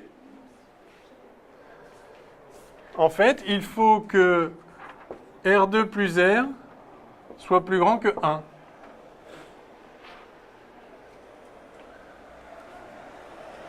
Plus petit que 1. Petit que 1.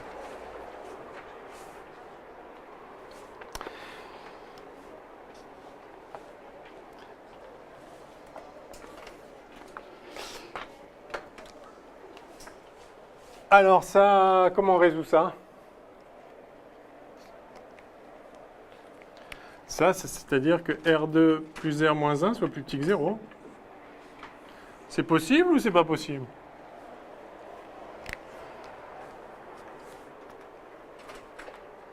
Comment on sait si une expression du deuxième degré est plus petite ou plus grande que 0?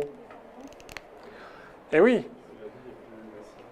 Ça, c'est négatif, c'est du signe. Alors, juste petit rappel mathématique.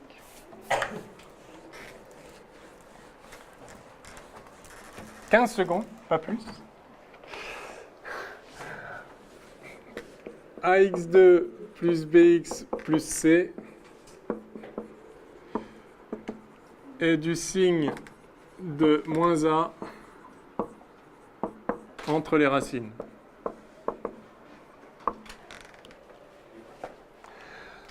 Pourquoi?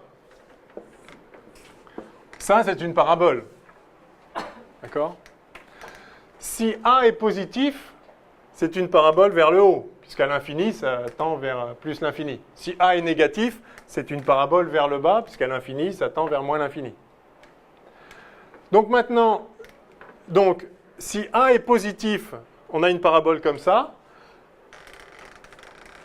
Soit il n'y a pas de racine, et donc c'est tout le temps positif, soit il y a des racines, et c'est positif à l'infini, et c'est négatif entre les racines. Si à l'inverse, si A est négatif, soit il n'y a pas de racine, soit il y a des racines, c'est-à-dire ça coupe 0, et c'est positif entre les racines et négatif ailleurs. Donc c'est toujours du signe de moins A entre les racines. S'il y a des racines, et s'il n'y a pas de racines, c'est du signe de A. Parce que c'est le même signe qu'à l'infini. De toute façon, c'est le même signe qu'à l'infini. Enfin, à l'infini. Donc, ça, c'est négatif. On veut que ce soit négatif. Mais en fait, c'est négatif entre les racines de cette équation du second degré. Encore faut-il qu'il y en ait. Des racines réelles, bien sûr. Donc, la condition, c'est... donc c'est le delta, enfin, donc c'est B2 moins 4AC, quoi. Donc c'est 1 moins 1 plus 4.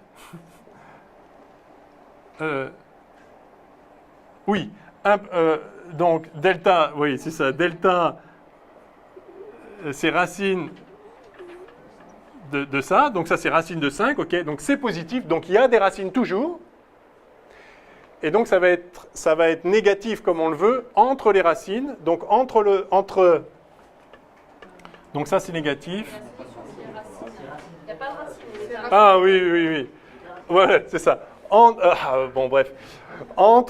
Alors la racine, c'est moins 1 plus racine de 5 sur 2 et moins 1 moins racine de 5 sur 2. Enfin, du coup, entre ça et ça. Je l'ai écrit à l'envers. Enfin bon, allez.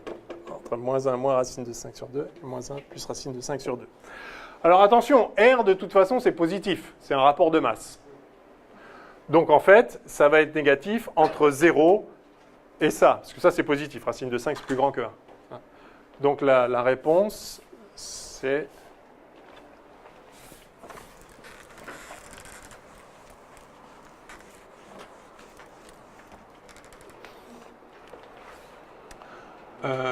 Réponse... oui, c'est-à-dire Sandra peut attraper la boule si M sur grand M est entre 0, ça forcément ce sera entre 0 et strictement 1 moins 1 plus racine de 5 sur 2. Et ça, si vous avez un peu de culture, c'est le nombre d'or. Oh, c'est joli. Ça m'avait amusé. Non, parce que je me suis posé la question combien de temps ils peuvent jouer. Mais en fait, vous voyez que si le rapport de masse est plus grand que le nombre d'or, en fait, Sandra lance à Georges, Georges rattrape et c'est fini. Puisqu'elle aurait reculé plus vite que ne peut envoyer, que la vitesse à laquelle Georges peut renvoyer la balle.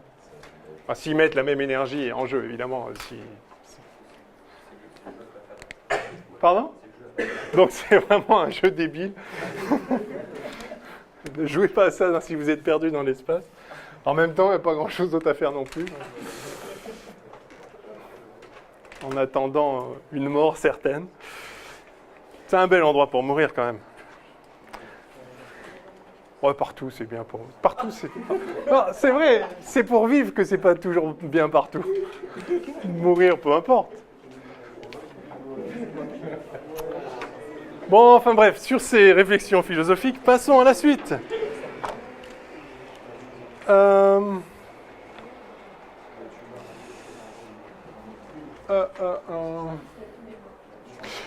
Qu'est-ce qu'on fait ? On fait peut-être le pendule simple, première petite application très simple. Ouais. Oui. Ouais. Quand on était à la conservation de l'énergie au moment où on change de référentiel, j'ai pas compris ce qui vous a fait dire qu'on avait VV étoile prime ou VG étoile prime. Parce qu'en fait, c'est la même situation que quand Sandra a lancé la boule. Oui, mais sinon vous résolvez, vous allez trouver ça. Mais en fait, on l'a déjà fait le coup d'avant. Avec les équations qu'on avait ? Ben oui, quand Sandra a lancé la boule, c'est pareil. La somme des énergies, oui, mais là, c'était 0. On va avoir une dépendance de... Oui, mais c'est pareil. De... Oui, mais au tout début, vous aviez MV plus grand M, MV Sandra, plus grand M, V Sandra. Vous allez voir, c'est les mêmes équations. Puisque c'est la même situation. OK.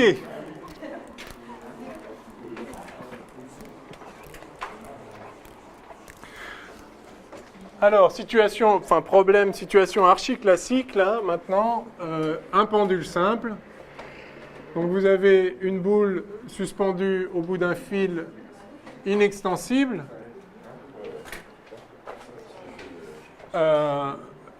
Et de masse négligeable. Hein. Le fil n'a pas de masse, donc il n'y a pas d'énergie associée à son mouvement.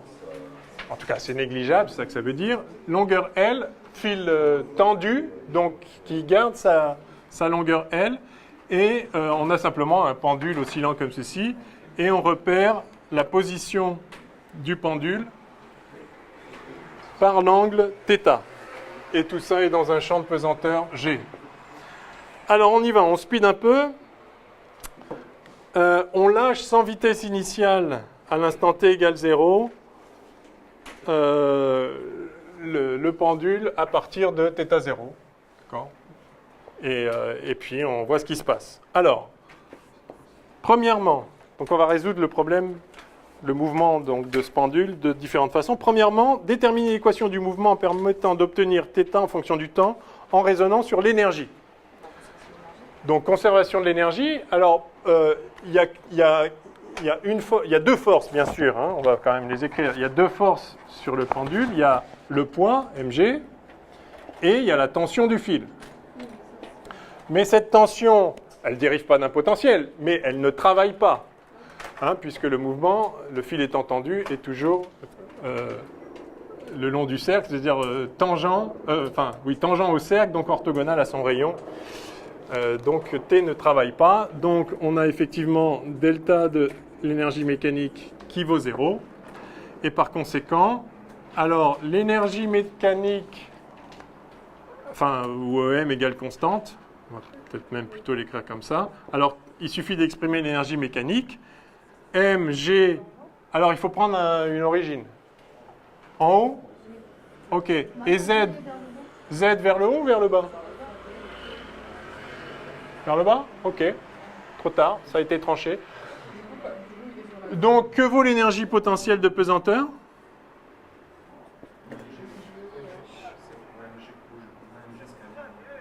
Moins mgz.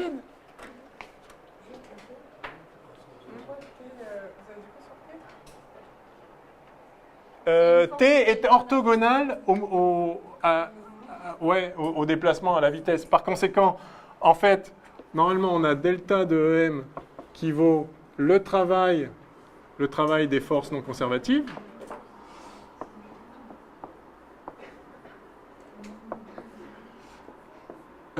Mais ça, en l'occurrence, donc c'est T scalaire le déplacement. Ah oui, c'est orthogonal. Voilà, et ça, c'est orthogonal, donc ça fait 0. Exactement. OK. Si vous mettez Z vers le bas, plus Z augmente, plus l'énergie diminue. Plus l'énergie potentielle diminue. Et on a décidé qu'en Z égale 0, je suppose que vous mettez le 0 là, l'énergie potentielle est nulle. Donc, avec votre choix, c'est vous qui avez choisi, hein, EP, c'est moins mgz. Qu'à cela ne tienne. Hein. Vous avez décidé. On choisit le repère qu'on veut. Hein. Donc, EP, c'est moins mgz. Et l'énergie cinétique, c'est eh bien 1,5 de mv2. Et que vaut V? Alors le problème, c'est que là, on a des Z. En fait, la vraie variable, c'est θ. Hein. D'abord, elle est suggérée. Donc, vous avez insisté pour mettre un Z, mais on sait déjà que le Z, il va être qu'une variable intermédiaire. Alors, continuons. Exprimons ça en fonction de θ. Quand même. Alors, le Z, effectivement, c'est rien d'autre que L cos θ. Donc ça, en fait, c'est moins mgL cos θ. OK. J'ai une question. Ouais. On écrit l'énergie potentielle, c'est une constante près, non? Oui. Oui. Il faut les faire maintenant ou Oui, enfin, c'est pour ça que je vous ai demandé où vous mettez l'origine. Dès que vous dites l'origine est là, alors ça y est, la constante est fixée. Puisqu'à cet endroit-là, ça vaut 0. Donc ça fixe la constante. Okay. θ, c'est suggéré par ce dessin. θ est orienté positivement dans ce sens-là. On pourrait choisir l'autre aussi, hein, d'ailleurs. Hein. C'est évidemment... Donc si on fait ça comme ça, dans tous les cas, en l'occurrence, cos de moins θ, c'est cos de θ. Mais... Donc moins mgl cos θ. Alors pour la vitesse, donc maintenant, quelle est la vitesse du corps en fonction de θ? Alors la vitesse, on a un mouvement circulaire, et donc vous avez dit L θ point, absolument. Donc ça fait 1/2 de m L2 θ point carré. Et donc on a la somme de ces deux choses-là qui est constante. Donc on a 1/2 de m L2 θ point carré moins mgl cos θ qui est égal à 0. Qui est égal à une constante, excusez-moi, et par conséquent, la dérivée de ça est nulle. D sur dt de ça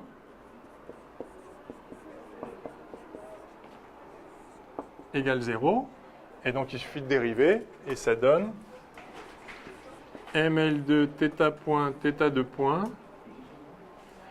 moins mgl θ point, alors plus sin θ égale 0.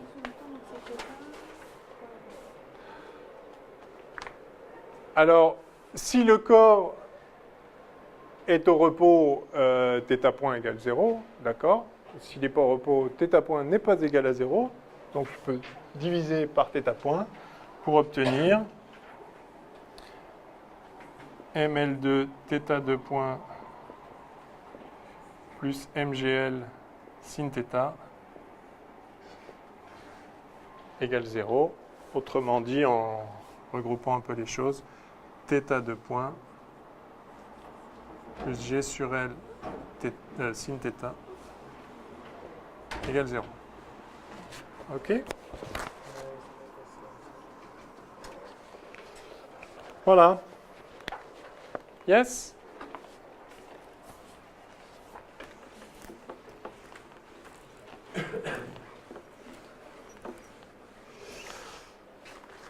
Donc voilà l'équation du mouvement obtenue par conservation, enfin en écrivant la conservation de l'énergie. Deuxième question, déterminer l'équation du mouvement, donc la même, j'espère, en raisonnant cette fois sur le moment cinétique. Alors, effectivement, on a ici un corps qui tourne autour du point O, manifestement. Donc, tant qu'à faire, on va appliquer le théorème du moment cinétique au point O. Alors, sigma O, vectoriellement, ça va être quoi? Ça va être M, OM, vectoriel la vitesse. OM vectoriel la vitesse, ça fait un truc qui rentre dans le tableau.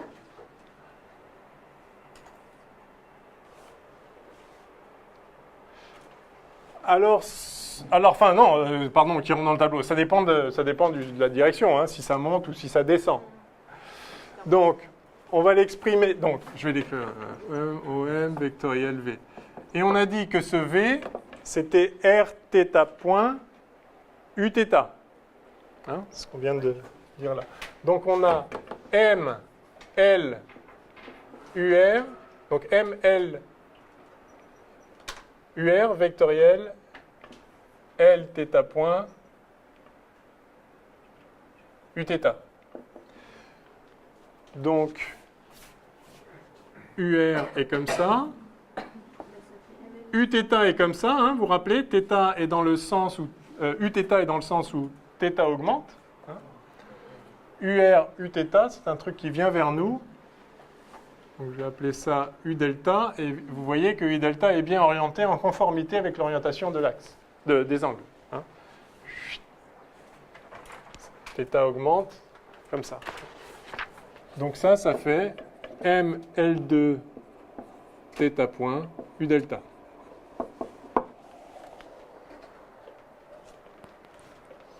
Bon, on a un mouvement plan. J'ai voulu le calculer là explicitement vectoriellement pour que vous le voyez une fois, mais on va projeter sur l'axe en fait, hein, et appliquer le théorème du moment cinétique par rapport à un axe, par rapport à cet axe de rotation. Donc, je vais noter sigma delta, la projection, donc ça scalaire U delta, c'est-à-dire simplement ML2 θ point. Et vous retrouvez ici en fait que ceci n'est rien d'autre que I delta oméga. Hein, l'expression standard. Quand vous le moment d'inertie, c'est la somme des masses fois la distance au carré à l'axe. Quand vous n'avez qu'un point, vous avez quand même un moment enfin, vous pouvez calculer son moment d'inertie. Si vous n'avez qu'un point, ben, la somme des mi ri carré, c'est mr2. Donc m fois la distance à l'axe au carré. Donc on aurait vraiment pu écrire ça immédiatement. Hein, parce que ça, c'est un résultat général qu'on a calculé une fois pour toutes pour n'importe quel corps.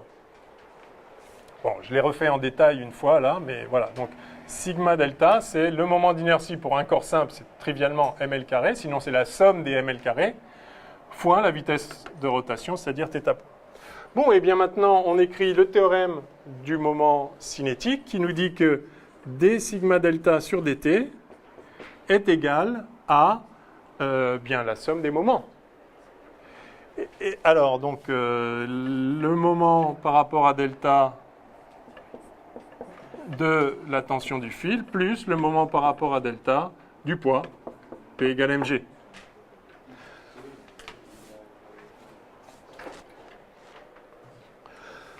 Alors, le moment de la tension par rapport à l'axe.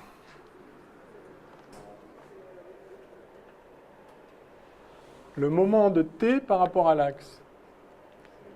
C'est 0. Le bras de levier est nul, la force passe par l'axe, donc elle a un moment nul. Le moment du poids par rapport à l'axe. Alors là, c'est le petit truc qui m'a pris un peu de temps à vous expliquer mercredi, mais j'aurais peut-être dû aller plus vite. Donc là, vous pouvez faire OM vectoriel le truc, donc faire cette norme-là plus la norme, fois mg, fois le sinus de l'angle. Enfin, c'est effectivement le cas, et le sinus de l'angle, c'est θ. Enfin, l'angle, c'est θ, donc ça fait ça, sinus θ. Sinon, ce que je vous disais l'autre fois, c'est que vous prolongez le poids et vous regardez à quelle distance, en vrai, cette force s'applique par rapport à l'axe, à quelle distance de l'axe son prolongement s'applique, si vous voulez. Et donc, c'est cette distance-là qui compte. Évidemment, vous trouvez pareil, c'est L sin θ. Hein, et donc, quoi qu'il en soit, vous avez ici la force fois le bras de levier, mg, L sin θ. Par conséquent, la dérivée de ça par rapport au temps est égale à ça, et on trouve, donc si je dérive ça, je trouve mL2 θ de point, tout bêtement, égale mgl, la dérivée de ça, donc cos θ, θ point.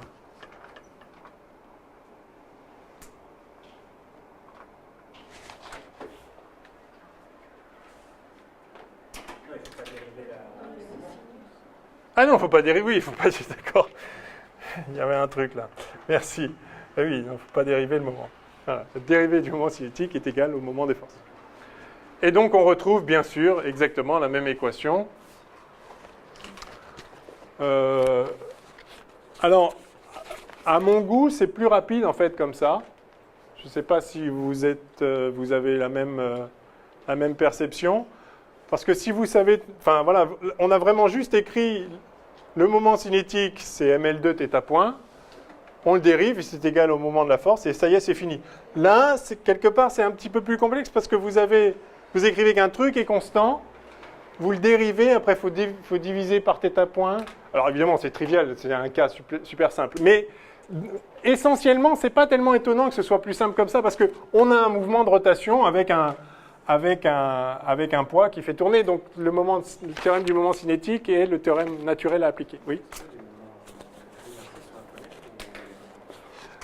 Ah oui, on n'a pas encore fait les moments d'inertie. Alors, ce qui est à connaître pour sûr, c'est que I delta pour un corps quelconque, c'est la somme des MR2, où R est la distance à l'axe. Ça, voilà. À partir de ça, vous pouvez retrouver tous les moments standards. Mais c'est bien de connaître le moment d'un disque, 1,5 de MR carré, le moment d'une barre par rapport à un axe central, 1/12e de ML2. On en fera quelques-uns, juste un ou deux calculs, que vous voyez comment ça se fait, mais c'est pas mal de les connaître. En général, je pense quand même qu'on vous les donnerait, ou alors on vous les ferait calculer explicitement, auquel cas, c'est bien de connaître la réponse, mais enfin c'est tellement simple que normalement vous pouvez faire le calcul même sans connaître la réponse. Troisièmement, déterminer l'équation du mouvement en écrivant la relation fondamentale de la dynamique. Donc troisième méthode, sans doute la moins bonne. Alors là, vous avez M A égale somme des forces, donc T plus mg. Et là, c'est un peu pénible. Alors, certes, on a un mouvement circulaire, donc ça va simplifier l'expression de A. Vous rappelez l'expression de A en polaire. Hein, donc on a V qui vaut Rθ point Uθ, donc l'accélération, il faut redériver ça. Moi, je ne connais pas par cœur, mais on redérive à chaque fois. R est constant, c'est L, en fait. Donc, on a Lθ de point Uθ, et puis plus Lθ point fois la dérivée de ça, c'est-à-dire moins θ point UR. Donc, moins ça, voilà. Donc, voilà l'accélération. Donc, finalement, la relation fondamentale de la dynamique, c'est M Lθ2 point Uθ moins ML θ point carré UR égale la tension qu'on ne connaît pas. Donc c'est un peu... mais c'est comme ça. Égale donc la tension... je vais mettre moins la norme de la tension suivant UR. Ça, ce qu'on sait, c'est que ça s'exprime suivant UR. Plus... alors MG...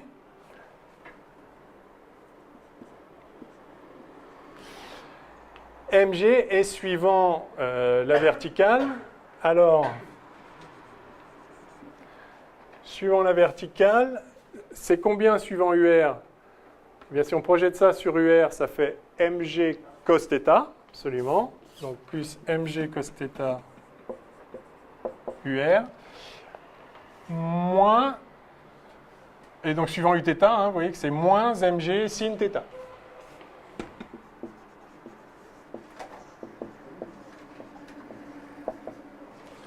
Donc voilà la relation fondamentale de la dynamique explicitée dans la base polaire. Et donc, voilà. Maintenant, on a... alors, si on veut l'équation du mouvement sur θ, alors, vous voyez qu'on ne connaît pas t, mais cette équation permet de trouver t. Hein? Si on projette suivant UR...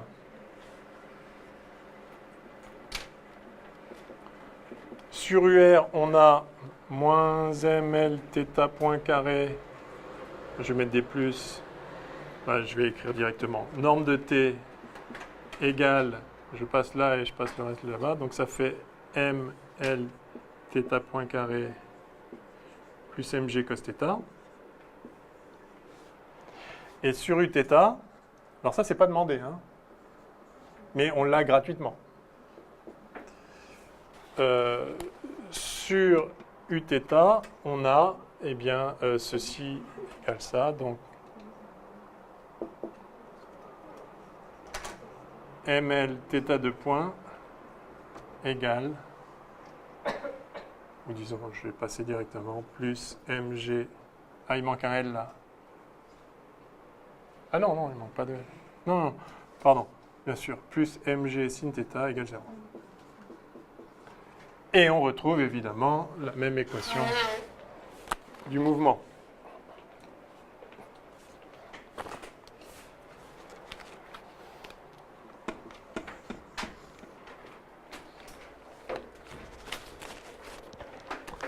Yes. Alors, remarque générale ici. C'est clairement plus compliqué avec la relation fondamentale de la dynamique. Hein. Faut écrire... bon, enfin, c'est plus compliqué, mais on a plus de choses. On a la tension. Si on ne vous demande pas la tension du fil, alors il ne faut pas faire ça.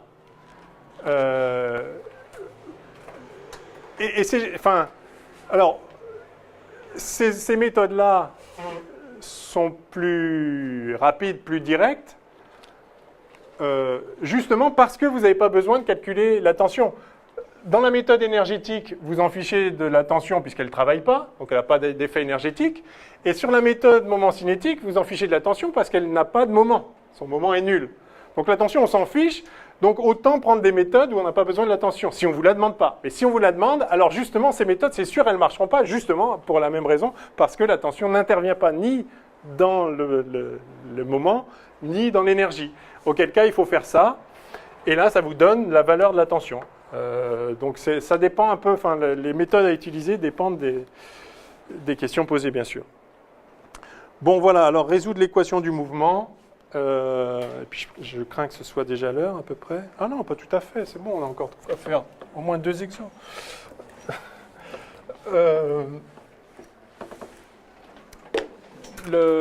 Donc l'équation du mouvement, donc voici ce qu'on a obtenu. Plus G sur L sin θ égale 0. Et ça, comme vous le savez sans doute, ça ne se résout pas de façon, enfin avec les fonctions usuelles. Par contre, ça se résout très bien si on fait l'approximation des petits angles. Hein, auquel cas le sinus est quasiment égal à son angle. Hein. Donc si θ est petit devant 1, alors θ c'est un angle c'est sans dimension, mais on parle de θ en radian ici. Hein. Donc c'est un angle petit. Un radian c'est combien à peu près? Pi radian, c'est 180 degrés, donc c'est 180 sur pi. Donc 180 sur 3, ça ferait 60. Donc sur 3,14, c'est un peu moins, c'est 57 degrés à peu près.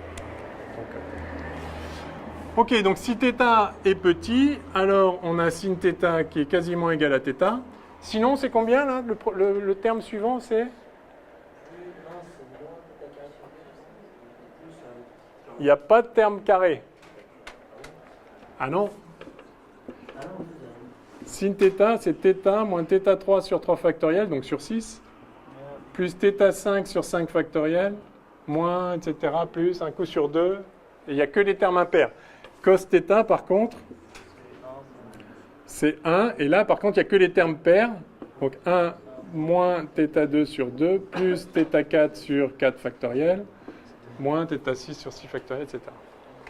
Donc au premier ordre, sin θ égale θ, et vous voyez que du coup c'est bon jusqu'à l'ordre 3, enfin.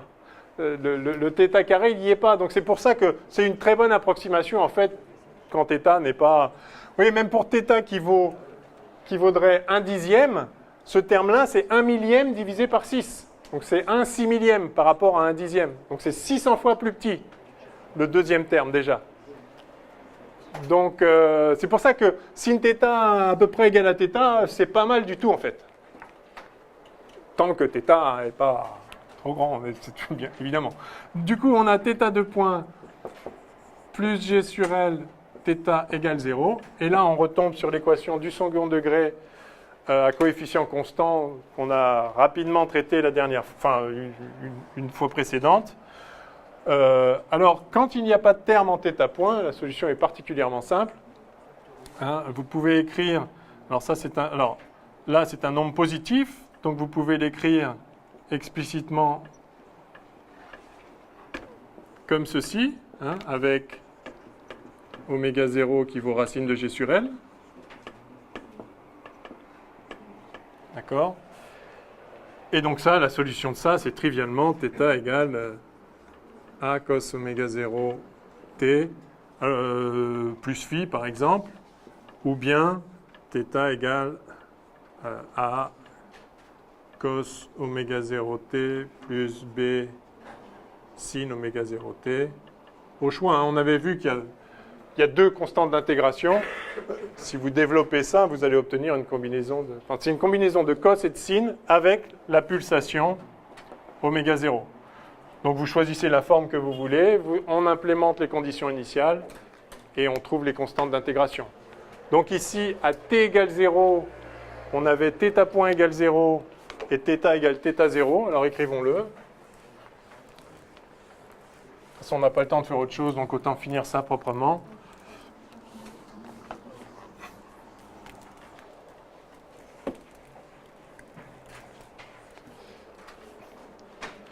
Donc on prend cette forme-là, par exemple. Donc, à t égale 0, θ égale θ0 et θ point égale 0.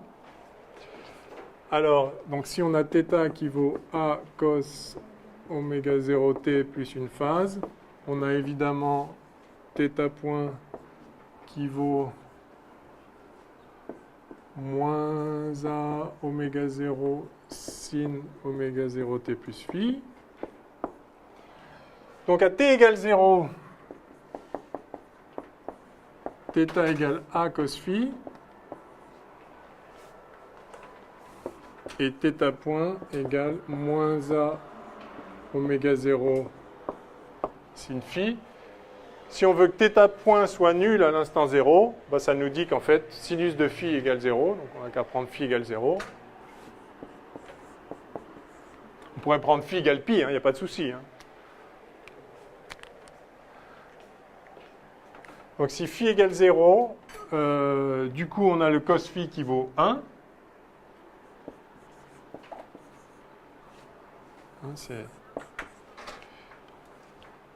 Or, enfin, oui c'est ça. Or, donc à l'instant t égale 0, on a θ qui vaut A. Or ça, c'est censé être θ 0. Par conséquent, la solution finale, on vient d'avoir les deux constantes d'intégration. A, c'est en fait θ 0 et phi, c'est en fait 0. Donc la solution finale, c'est θ de t égale θ 0 cos oméga 0 t.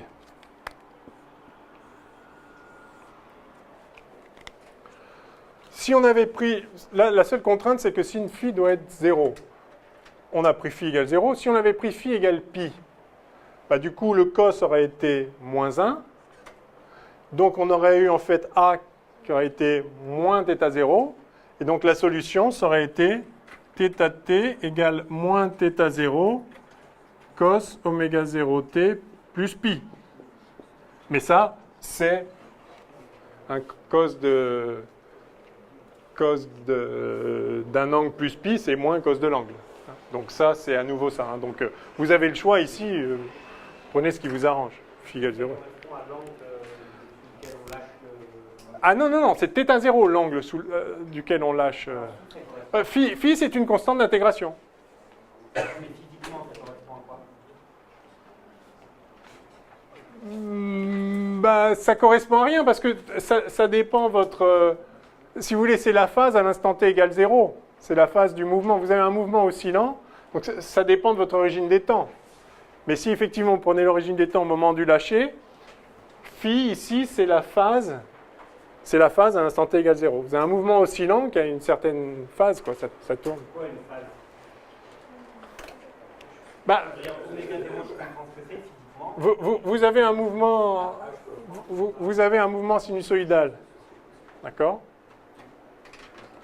Donc la phase, c'est où vous en êtes dans la période. Ah, c'est où j'en suis par rapport à la période. Ouais. C'est compris entre quoi et quoi alors Bah, ça va de 0 à l'infini. Mais c'est périodique de période de pi quand vous avez un cosinus. Donc la phase de ce point-là et la phase de ce moment-là, si ça c'est le temps, hein, vous avez un phénomène oscillant. Cette phase-là, c'est la même. Cette phase-là et cette phase-là, c'est la même. C'est l'argument du cosinus, la phase. Donc c'est tout ça qu'on appelle la phase, en fait. Donc à l'instant t égale 0, phi, il reste plus que phi. Mais il n'y a pas de sens physique particulier. Si vous changez l'origine des temps, ça va tout... D'accord, ça va tout vous décaler. Non? Ouais. On s'arrête ou... Ouais. Donc de toute façon, on se voit demain normal. Et c'est à Olympe. Ok. Bon. On essaiera de faire plus exos. Enfin, ouais. Qu'on fasse des vrais exos avec des moments cinétiques, des trucs qui tournent, des poulies, des... Voilà. Hein? On fait 2 heures d'exo demain. Pas de rappel de cours, rien. Ok. Alors à demain.